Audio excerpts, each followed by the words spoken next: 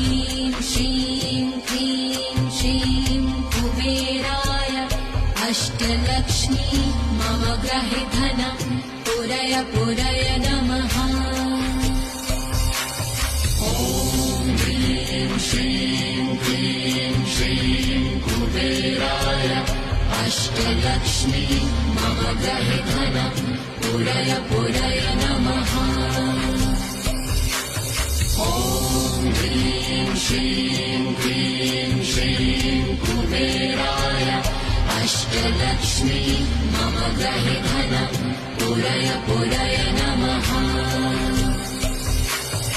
ॐ ह्रीं श्रीं क्लीं श्रीं कुबेराय अष्टलक्ष्मी मम गृहे धनं पुरय पुरय नमः।